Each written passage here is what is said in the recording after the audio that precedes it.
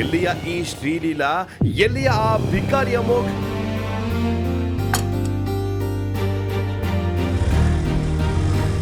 Madam 350 ಆಯ್ತು. Okay. Keep the change.